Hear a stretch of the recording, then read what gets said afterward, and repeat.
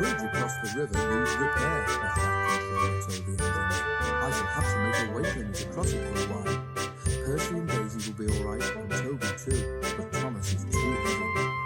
Thomas looked anxious. How would you like to go and help Edward, suggested the flat controller.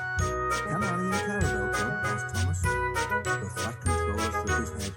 They'll be needed here, I'm afraid, he said. Daisy can't carry all your passengers on her own.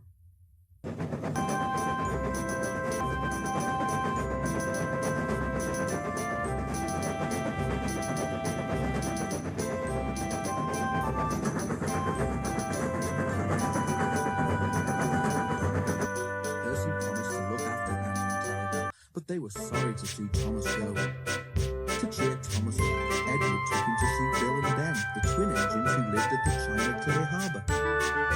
Oh dear, not another Bill engine, said Bill cheerfully. First Edward, then Donald and Douglas, and now... Don't forget Gordon, interrupted Ben.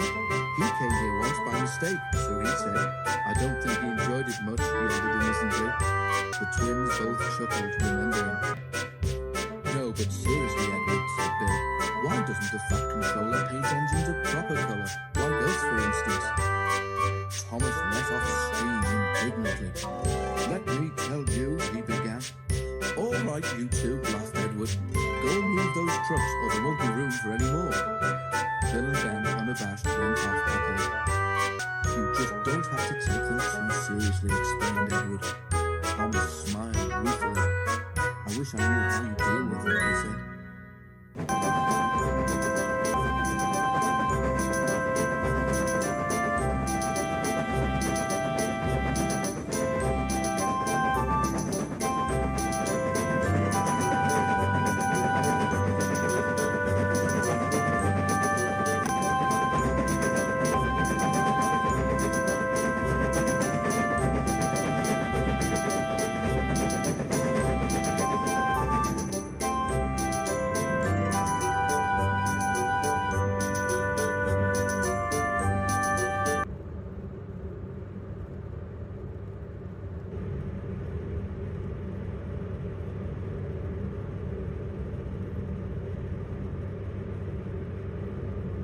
Crossed a lane. Near the harbour, the line crossed a lane.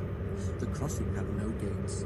The lane led to a farm which made butter and supplied eggs and milk to shops in the town. One morning, the farmer had difficulty starting his lorry. He did it at last, but the lorry jerked along in fits and starts. The farmer was worried about his load of milk and butter and eggs. That milk will be churned to butter soon, he muttered to himself as he neared the level crossing. The lorry lurched across the rails. The back wheels were just clear when its engine made a noise like a tired sheep and stopped. The back of the lorry was still jutting out over the railway line. The farmer struggled to start it again, but it would not go. He had just got down to telephone for help when he heard a train approaching. Thomas wasn't going fast. When he saw the lorry, he set his brakes down and couldn't stop. He hit the lorry with a loud... The force of the blow spun the lorry round. Splintered wood flew everywhere, and eggs, butter, and milk were catapulted over Thomas. Ugh! He exclaimed and stopped. Just look at my poor old lorry, said the farmer, emerging from behind the hedge where he'd been sheltering. What a way to make an omelette! The driver made sure that Thomas wasn't hurt, then stood back and surveyed the mess. He began to laugh. It's not funny, said Thomas crossly. An egg trickled down his nose and burst in his butter. You're not standing where I am, said his driver. You look just like a scrambled egg, Thomas.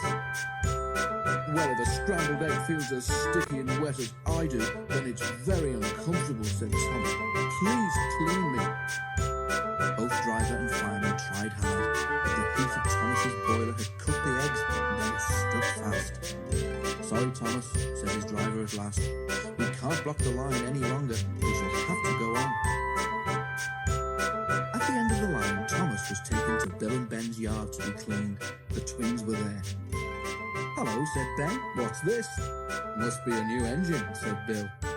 Ben inspected the arrival carefully. No, Bill, he said, that's not a new engine. It's Thomas.